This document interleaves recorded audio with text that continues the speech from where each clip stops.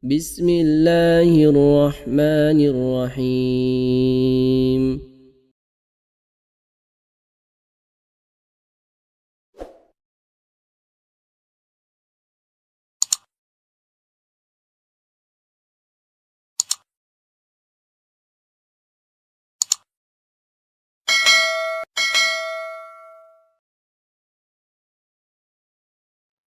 Assalamualaikum warahmatullahi wabarakatuh. Alhamdulillah.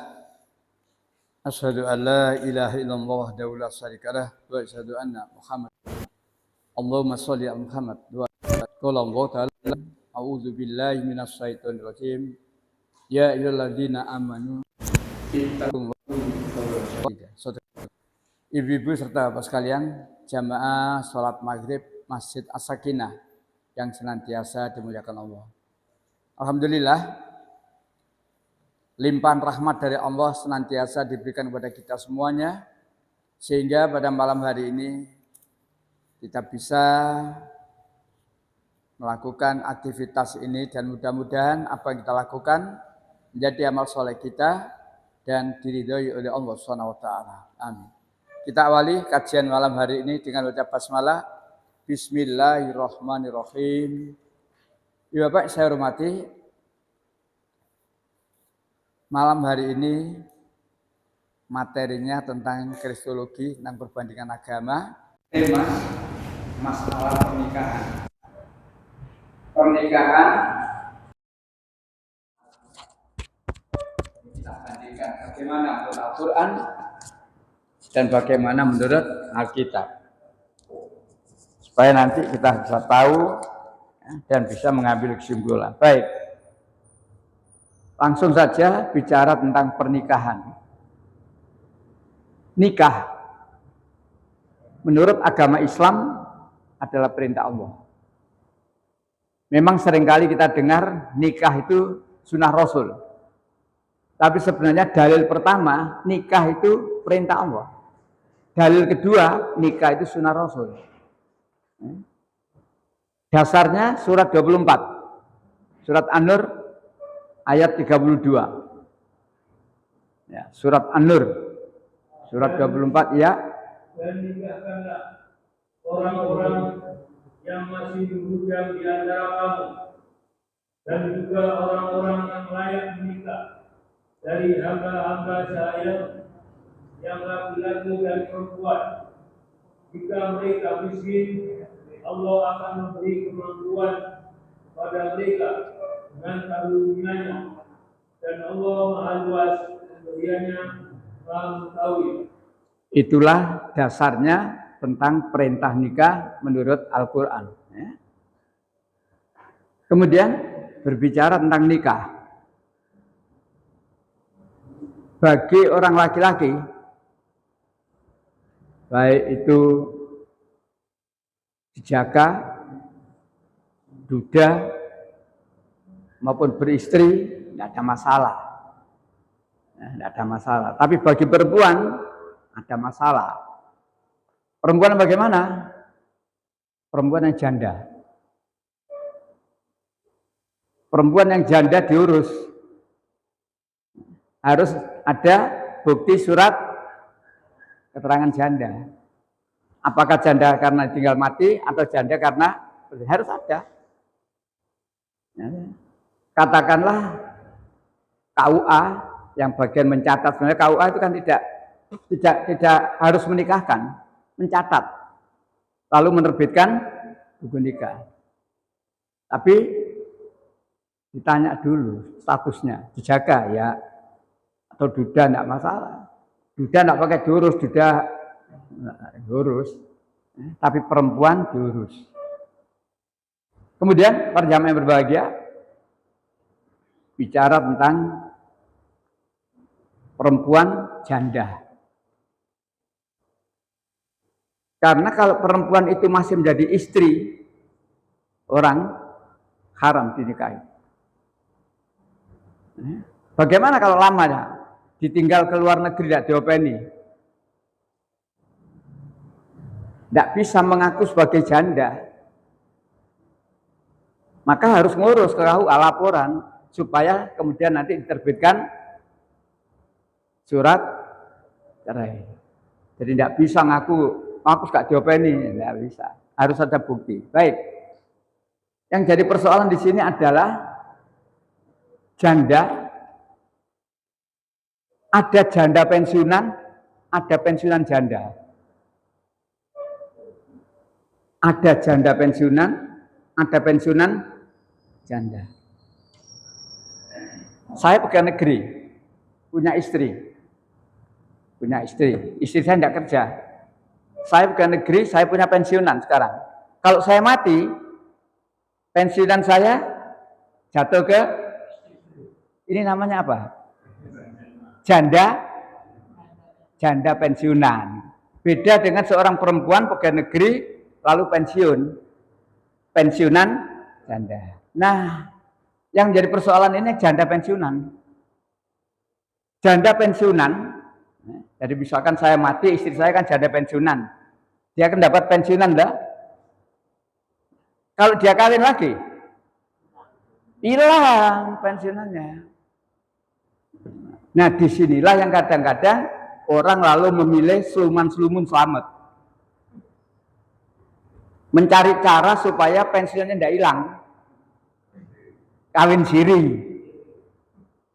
Jadi kawin siri ada sebabnya. Ada beberapa sebab. Di antaranya itu. Nah, aku nek kawin lah pensiunan hilang.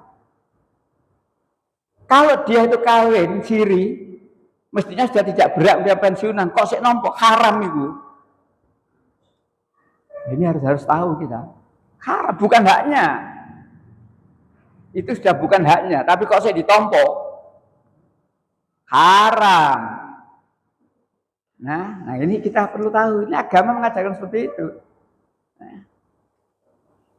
Nikah siri ada sebab. Saya punya teman senior, mestinya sudah waktunya profesor. Dia doktor senior, mestinya sudah waktunya guru besar. Tapi karena dia nikah lagi, dia nikah lagi. Aturan PNS tidak boleh poligami. Dia tetap nikah dan akhirnya tidak bisa menjadi guru besar. Dia bilang tidak apa-apa Pak, saya tidak melanggar aturan Allah kok. Aturan pemerintah yang melanggar Allah. Allah membolehkan, kenapa pemerintah tidak boleh? Jadi sampai dia pensiun tidak profesor. Tapi dia yakin yang dilakukan itu benar kan? Dan aman soal istri-istri aman. Ada kalanya begitu. Termasuk tentara kan tidak boleh nikah dua. Tidak boleh. Sehingga kadang-kadang ini tadi kawin siri. Ben gak konangan. Jadi nikah siri itu ada banyak sebab. Ya kan?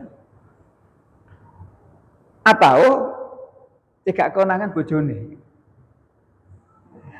Bojone gak setuju soalnya. Jadi nikahnya baik. Itulah tentang pernikahan. Para jamaah yang berbahagia, bicara nikah. Ada nikah itu yang tercatat, terdaftar di KUA. Ada yang tidak. Kalau yang tercatat, begitu selesai ijab qabul, dapat apa? Buku nikah. Sehingga nanti perjalanan anaknya dan sebagainya jelas. Daftar sekolah anak dan sebagainya jelas. Anak ini lahir dari bapak, nah ini ibu ini. Yang tidak tercatat, yang nikah siri, tidak tercatat. Tidak tercatat. Nah, ya walaupun sah untuk agama, selama persyaratannya terpenuhi semua, sah. Tetapi karena tidak tercatat di KUA, misalkan punya anak bingung, ya Allah, maksud ndi? Menene anak sekolah barang ya apa iki? Nah, maka sebaiknya kalau kita nikah ya sah nurut agama, juga sah nurut pemerintah. Artinya apa? Jadi tadi. Nah, baik. Para jamaah yang dirahmati Allah, itulah bicara tentang pernikahan. Dasar yang kedua, hadis Rasul. Nyata, nikah itu merupakan sunnah Rasul. Siapa yang menikah, dia berarti telah melaksanakan sunnahku. Kemudian kita bandingkan pernikahan menurut Alkitab. Jadi di Alkitab juga diatur, pernikahan itu diatur. Itu panah kedua di fotokopi itu di Injil Korintus yang pertama, pasal 7 ayat 1 sampai 6. Kesimpulannya, laki-laki itu lebih baik tidak nikah. Jadi menurut Alkitab bunyinya jelas, laki-laki itu lebih baik tidak nikah atau tidak kawin. Nikah itu tidak perintah, tapi hanyalah suatu kelonggaran. Ini menurut Alkitab. Bandingkan antara Alkitab dengan Al-Quran. Al-Quran perintah. Malah di ayat berikutnya kan ada keterangan, bagi mereka yang sudah waktunya nikah tapi kok durung niat nikah, aku gak nikah aku tak beresi adik-adikku saya sudah tidak punya orang tua, aku tak beresi adik-adikku mari dhisik. Maka jagalah diri baik-baik. Jaga, jangan sampai terjebur kepada perzinahan karena usia sudah waktunya. Nah, diatur. Baik, kembali lagi kepada Alkitab. Jadi menurut Alkitab, nikah itu tidak perintah, hanya sebagai kelonggaran. Dan bahkan dikatakan laki-laki itu lebih baik tidak nikah. Dalam agama Katolik, pastor, uskup, biarawati dan sebagainya itu dilarang nikah. Kalau di Kristen boleh, pendeta boleh. Beda loh, pendeta sama Katolik sama Kristen beda. Jadi ini Katolik. Jemaat dipimpin oleh pastor. Di atas pastor, uskup. Di atas uskup kardinal. Paling tinggi paus. Sing topine putih nemplek itu. Itu semuanya dilarang kawin. Menurut Alkitab berdasarkan keyakinan agama Katolik. Nah, sekarang bandingkan perintah nikah dan bandingkan dengan dilarang nikah. Menurut Al-Quran, nikah itu perintah. Menurut Alkitab, dilarang. Di dalam buku yang judulnya Menangkal Propaganda Misionaris oleh Dr. M. Al-Husaini Ismail, penerbit Pustaka Al-Kautsar halaman dijelaskan mengenai perzinahan di dalam gereja Vatikan oleh para pastor, uskup, dan yang jadi korban ialah para biarawati. Saya bawakan bukunya, barangkali penjenengan kapan-kapan mencari, ini judulnya. Menangkal Propaganda Misionaris. Ya, ini bukunya. Ditulis oleh Dr. M. Al-Husaini Ismail. Di halaman itu, 238. Nah, judulnya jelas, perzinahan di dalam gereja Vatikan. Gak tanggung-tanggung. Di mana perzinahannya? Di dalam gereja Vatikan. Bukan gereja cili-cili, bukan gereja deso. Vatikan. Coba. Nah, di sini terangkan. Siapa yang melakukan perzinahan, siapa yang dizinai, dan bagaimana akibatnya. Diterangkan. Buku ini resmi. Bahkan sudah pernah diterbitkan surat kabar Italia, La Repubblica, yang terbit di Vatikan pada Rabu 21 Maret tahun 2001, mengabarkan tentang banyaknya kasus pelecehan seksual dan pemerkosaan biarawati yang dilakukan oleh para pastor dan uskup di gereja Katolik. Lalu mereka memaksa para biarawati itu agar menggugurkan kandungannya untuk mencegah terbongkarnya skandal. Jadi sudah pernah dimuat. Jadi buku ini resmi. Andai kata buku ini isinya nggak beres, penerbitnya sudah dilaporkan sudah. Tapi buku ini resmi. Nah, para jamaah berbahagia, kembali fotokopi. Panah ketiga. Mengapa itu semuanya bisa terjadi? Artinya perzinahan tadi, ya. Mengapa itu semuanya bisa terjadi? Jawabannya, ya karena manusia itu punya nafsu, syahwat, tapi tidak boleh nikah. Manusia itu punya nafsu, dan nafsunya disalurkan. Bagaimana cara menyalurkan nafsu? Nikah. Kita punya nafsu, dilarang nikah. Berarti tidak tersalur secara agama, secara aturan. Karena dilarang, akhirnya terus, nah itu, montang-manting gak karuan itu. Biarawati yang jadi sasaran. Jawabannya seperti, ya karena manusia itu punya nafsu syahwat, tapi tidak boleh nikah. Jadi tidak tersalur pada jalan aturan yang benar. Akibatnya, ya zina. Lanjut, panah di bawahnya. Nikah menurut agama Islam adalah ibadah. Sehingga diatur begitu jelas, lengkap siapa-siapa yang boleh dan siapa-siapa yang tidak boleh dinikahi.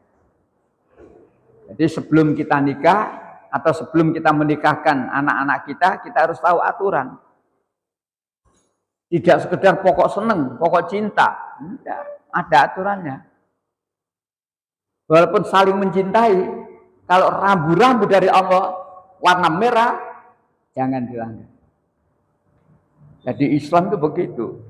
Rambu-rambunya jelas dan kita harus tahu. Tahu. Yang kedua, harus mau taat. Banyak loh orang Islam yang tahu tapi tidak taat. Hanya menuruti emosi. Podo senengi, Pak. Kami saling pengertian, Pak. Walaupun istri saya tidak Islam, tapi tidak akan mengganggu saya. Saya tidak akan. Banyak orang Islam begitu tuh. Sehingga di Indonesia ini dulu nikah campuran, nikah beda agama, boleh tak? Gimana pelaksanaannya? Catatan sipil. Dulu masih boleh.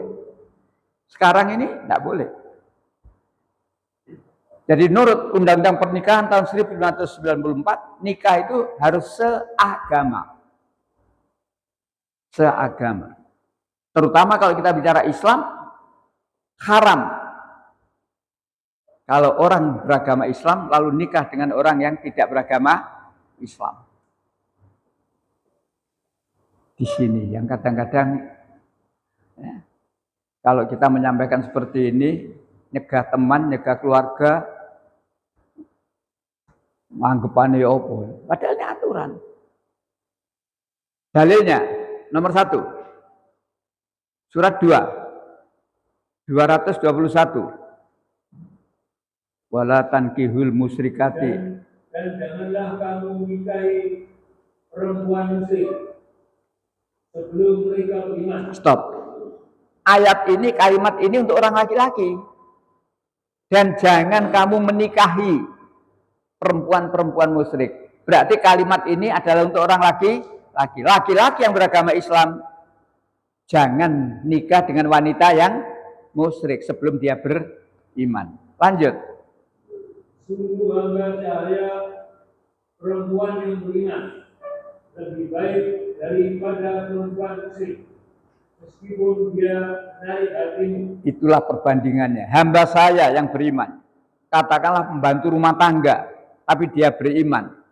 Lebih baik itu kita nikahi daripada jeragannya, cantik, kaya raya dan sebagainya. Tapi dia musyrik. Seperti itu Allah buat perbandingan. Lanjut. Dan janganlah kamu nikahkan orang laki-laki musyrik dengan perempuan yang beriman. Nah, kalau kita punya keluarga perempuan muslimah beragama Islam, dilamar wong lanang sing gak Islam, jangan diizini. Jangan kamu nikahkan laki-laki yang musyrik. Jangan kamu nikahkan laki-laki yang musyrik dengan perempuan yang beriman. Sama perbandingannya, lanjut. Sungguh hamba sahaya, laki-laki yang beriman lebih baik daripada laki-laki musyrik, meskipun dia menarik hatimu. Pejabat, kaya raya, berkedudukan dan sebagainya, tapi dia musyrik, dia tidak Islam. Lebih baik kita nikahi. Katakanlah, wah itu tukang resik-resik, got, pasukan kuning dan sebagainya. Tapi dia muslim. Nah kadang-kadang kita izin ya, dia mantu kok. Kita bangga kalau punya mantu yang miliarder. Tapi kafir. Orang materialistis memang begitu pertimbangan. Yang penting, oke. Sendepelane kayu jati. Mau ikuti gara ya. Baik. Lanjut. Mereka mengajak ke neraka, sedangkan Allah mengajak ke surga. Itulah sebabnya maka Allah melarang. Mereka mengajak ke neraka. Mereka siapa? Mereka mengajak ke neraka. Mereka siapa? Orang musyrik. Orang musyrik itu mengajak ke neraka. Sedangkan Allah mengajak ke surga. Tinggal pilih. Jadi kalau ada orang laki-laki yang beragama Islam, nikah dengan orang musyrik, berarti tanda tangan di atas meterai sanggup masuk neraka. Ini ayat. Maka saya katakan nikah itu jangan sekedar nuruti hawa nafsu, ikuti agama. Jadi nikah itu harus mengikuti aturan agama. Tidak nikah, Islam itu komplit, urusan apa saja komplit dalam Islam ini. Baik, itu dalil yang pertama, surat 2, 221. Dalil yang kedua, surat 24 ayat 3.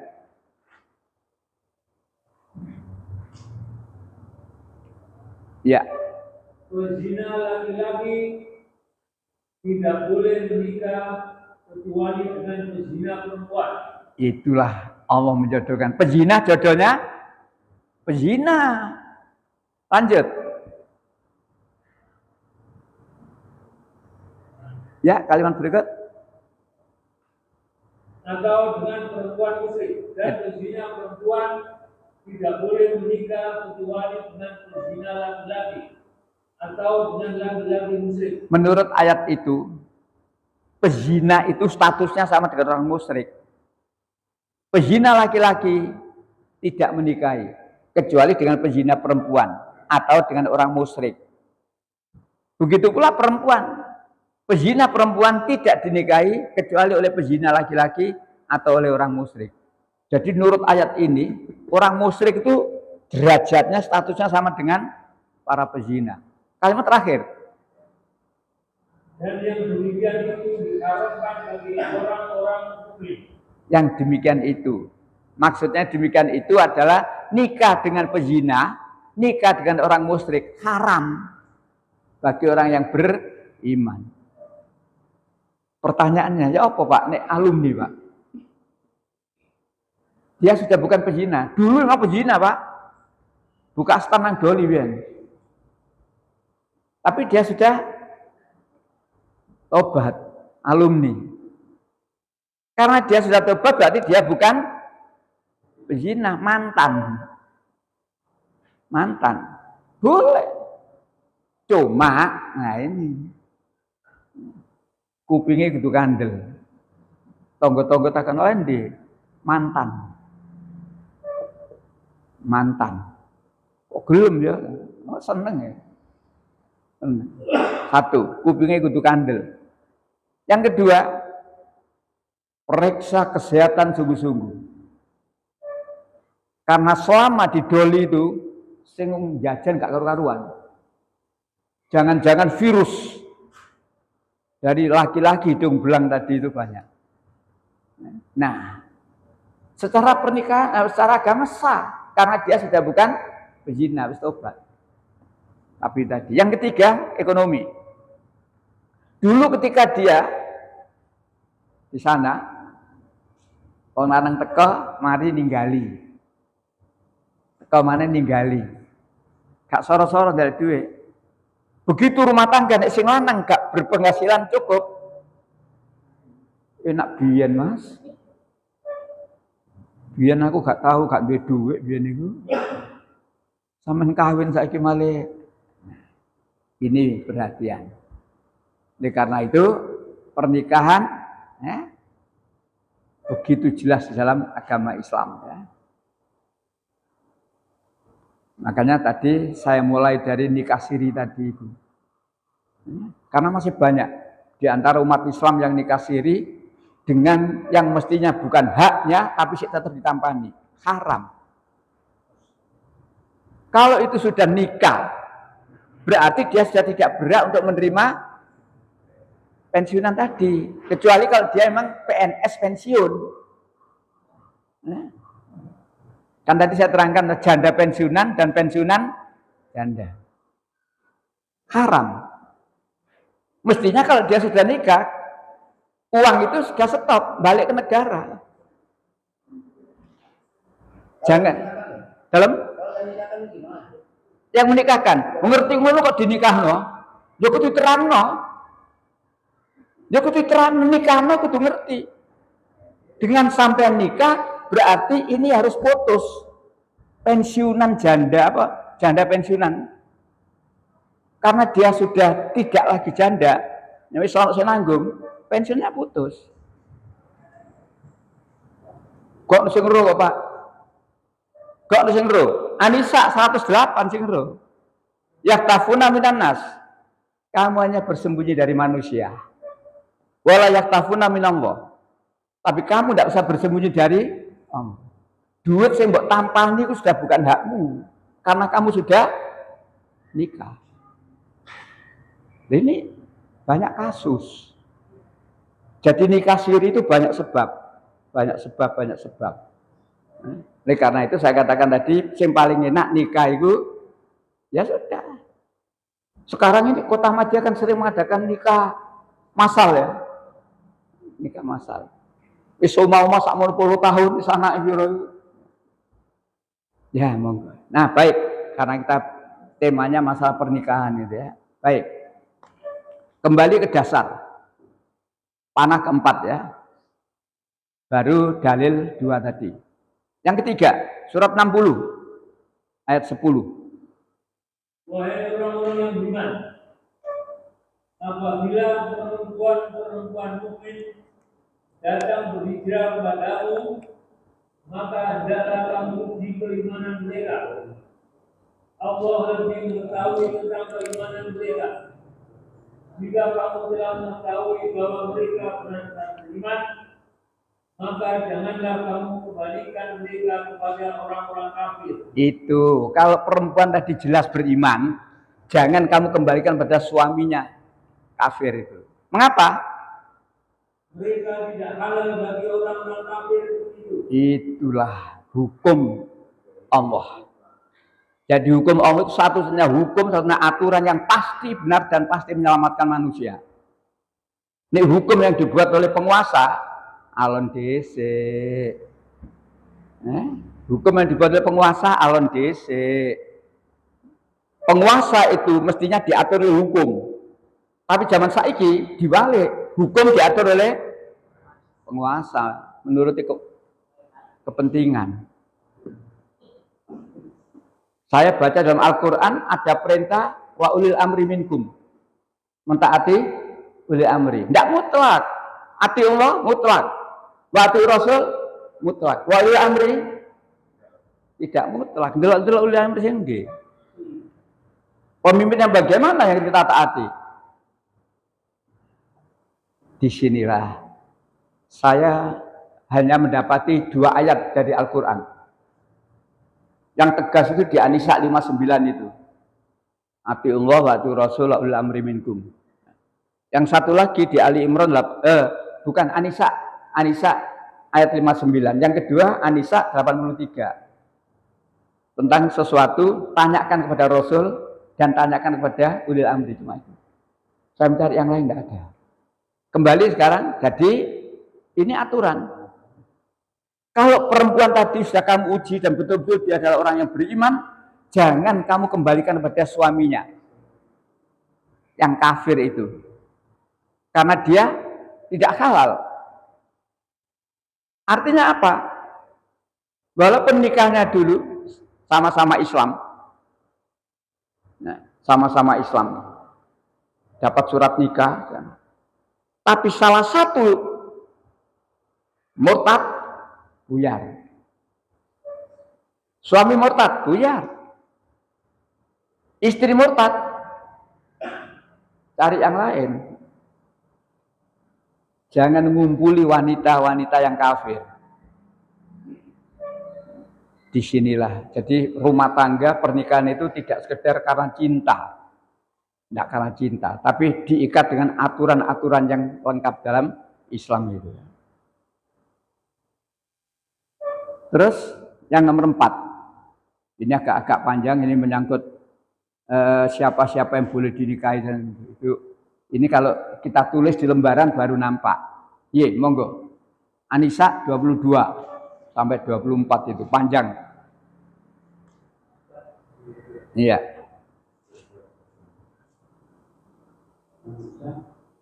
Dua-dua.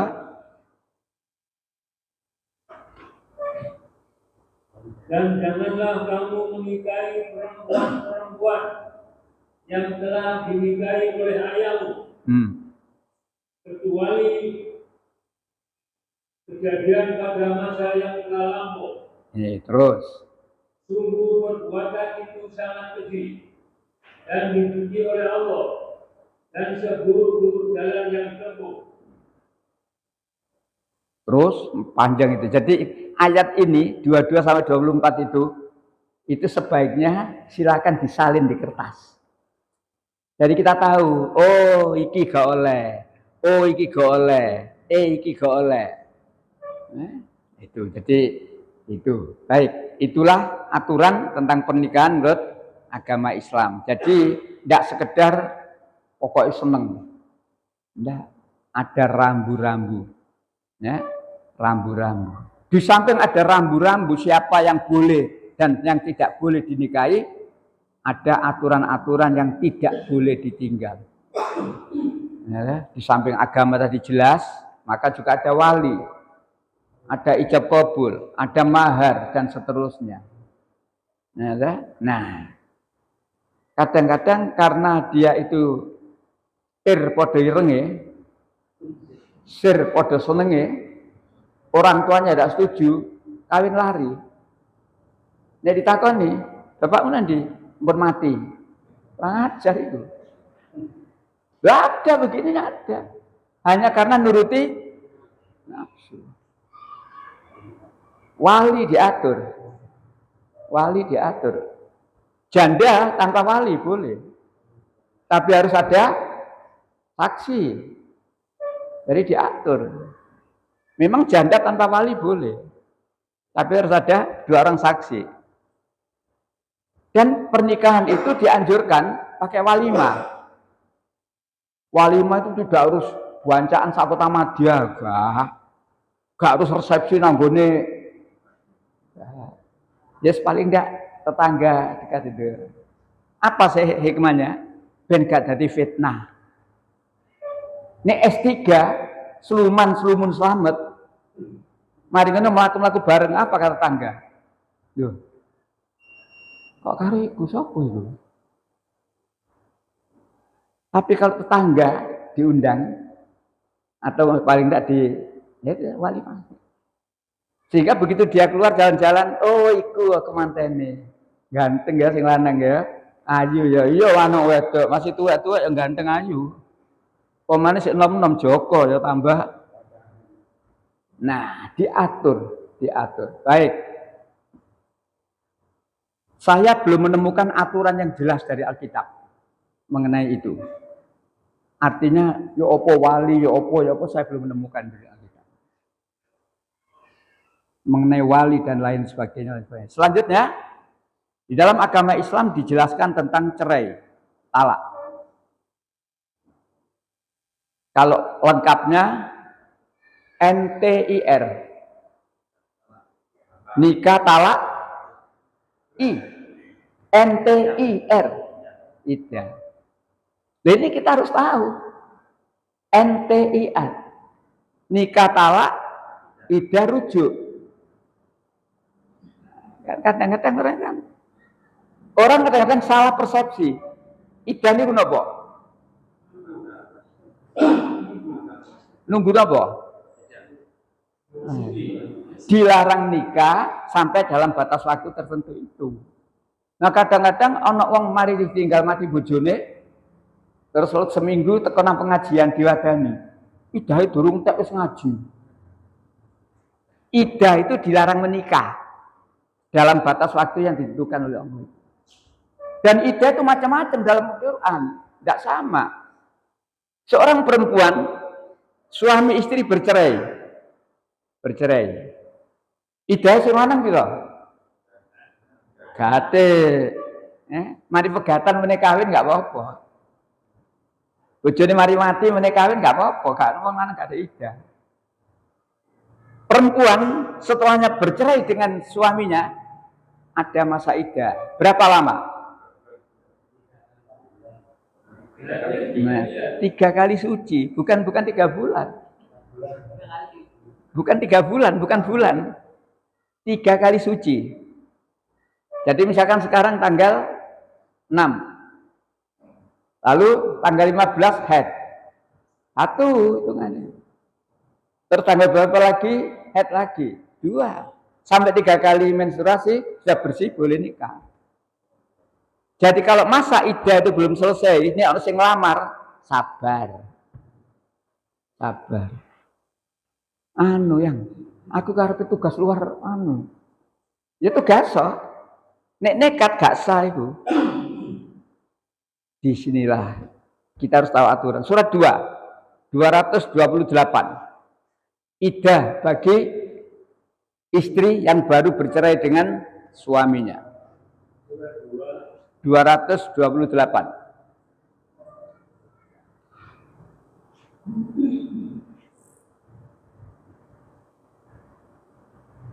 dan para istri yang diceraikan wajib menahan diri, menunggu 3 kali kuruk.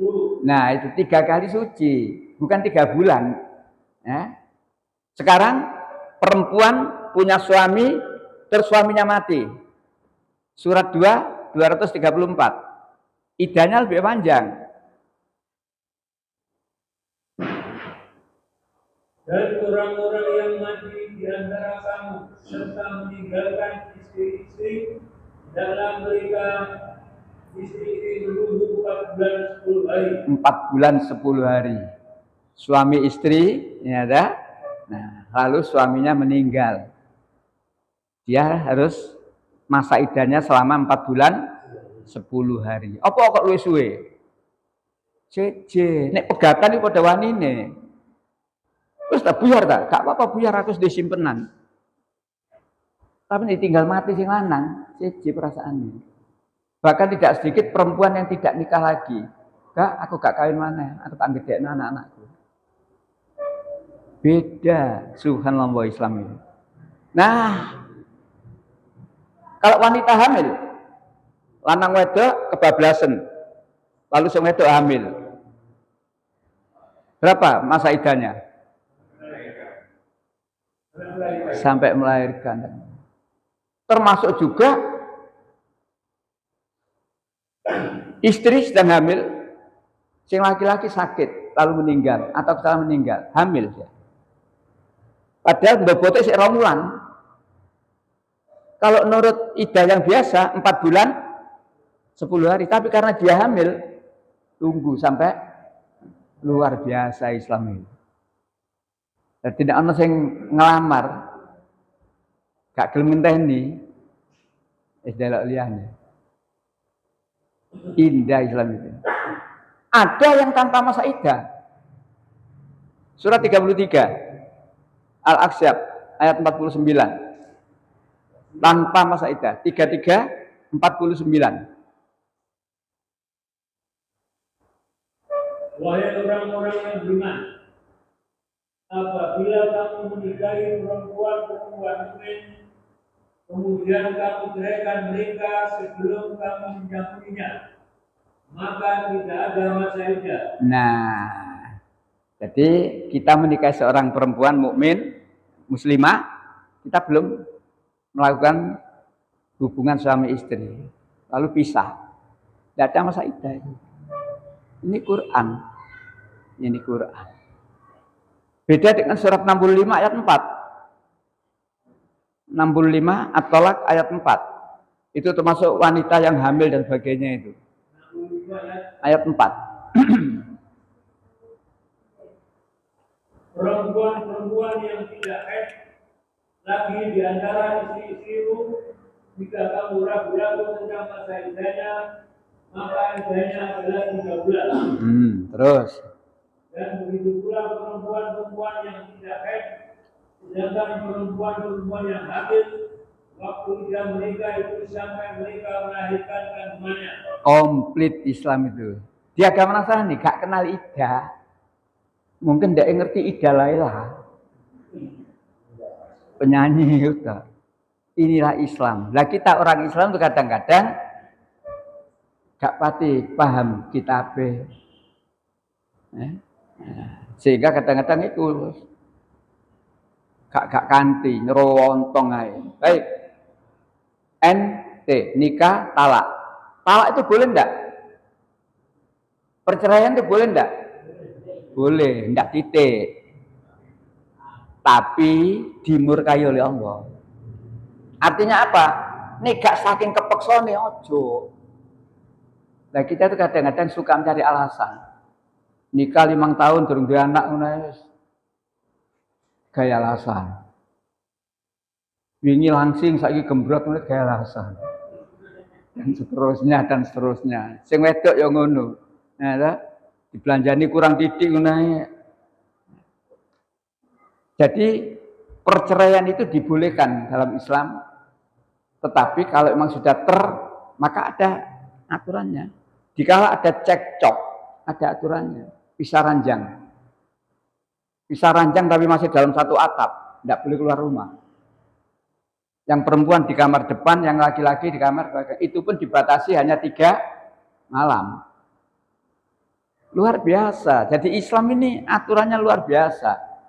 Nah sekarang umumnya pisah ranjang itu apa? Metu. Aku ndek bojo nek metu ka omah, gak usah balik. Pisah ranjang sak teruse. Berarti gak ngereken Islam ini. Alhamdulillah, jangan sampai terjadi seperti itu. Baik, dibawa yang saya hormati. Masih banyak ayat-ayat ini. Sekarang untuk perbandingan lebih lanjut. Lembar kedua. Nah, lembar kedua. Supaya penjaringan tahu. Ya apa dunia Katolik ini. Uskup Agung Milingo diminta bertobat. Jadi di dalam agama Katolik itu pastor dilarang kawin. Ternyata ada banyak pastor yang kawin. Atasannya pastor, uskup. Uskup itu ya kawin. Dan dia membela para pastor yang kawin tadi. Maka benar ditegur, kasih peringatan oleh paus. Topnya itu. Tapi menter, dia tidak peduli. Baca nanti sendiri kalimat-kalimat itu. Ya, bahkan para jamaah yang berbahagia, tidak saya lampirkan itu, kakek lampiran. Ratusan pastor menuai skandal.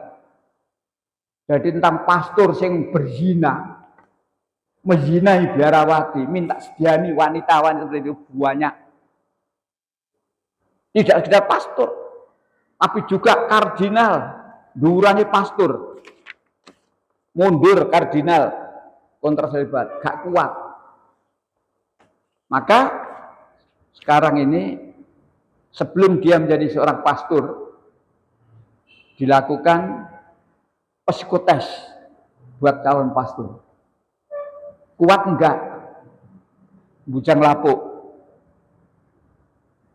Ini saya punya clippingnya komplit ini.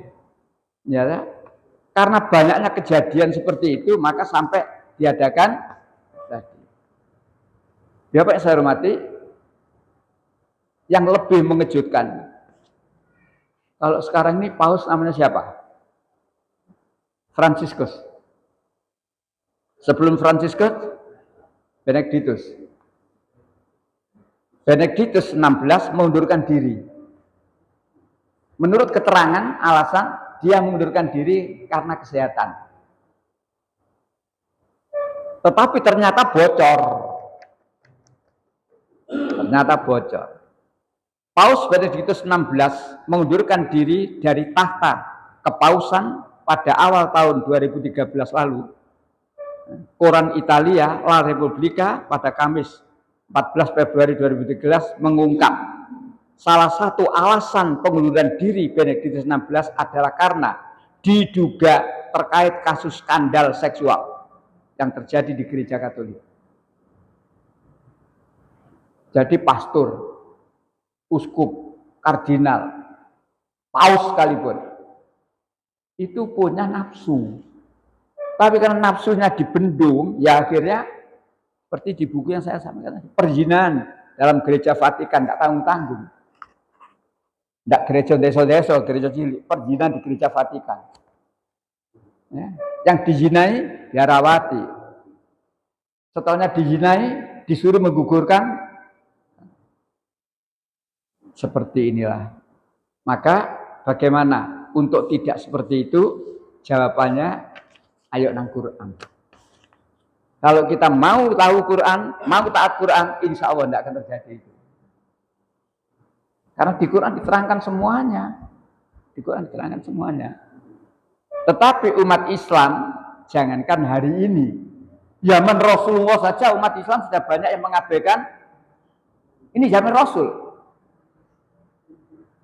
25-30. Wa qala Rasul. Ya Rabbi 25-30.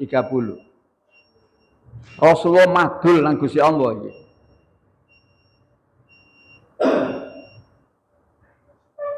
Dua lima, 30.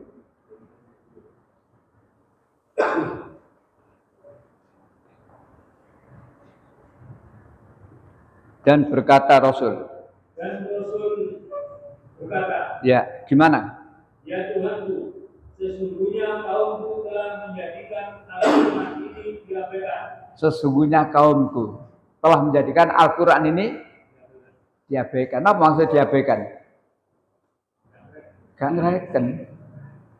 Aturan-aturan seperti itu gak ngereken. Dia cuma mengikuti hawa nafsu, pokoknya seneng dan sebagainya. Disinilah ayo supaya kita ini selamat, bahagia dunia akhirat. Satu kuncinya Quran. Tidak ada aturan lain yang pasti menyelamatkan kita dunia sampai akhirat, kecuali aturan dari Allah dan Rasul. Maka dari itu tadi saya katakan, yuk harus tahu dan mau. Atau bahasa Al-Qurannya sami'na, walaupun tidak sesuai dengan hatinya, tapi kalau itu Allah melarang, ya wis. Ya saya beri contoh nikah siri tadi. Nikah siri, mestinya pensiunan yang diterima itu putus karena dia sudah nikah, putus. Tapi kalau itu tetap diterima, haram itu haram. Contohnya di situ. Kalau yang misalkan yang perempuan itu pegawai negeri lalu pensiun, suaminya meninggal, tapi dia kan pensiun dari hasil sendiri lah. Lalu dia nikah gak apa-apa, yang pensiunannya dia kok. Jadi beda loh ya. Pensiunan janda pensiunan beda. Nah ini ya kita harus samilah. Walaupun itu aturannya manusia. Ini kan aturannya manusia. Ya, begitu nikah putus, pensiunannya putus. Ya, karena sudah ada yang menafkahi yang nanggung. Jangan lalu seperti yang tadi poligami. Yang melarang kan manusia. Allah kan tidak melarang.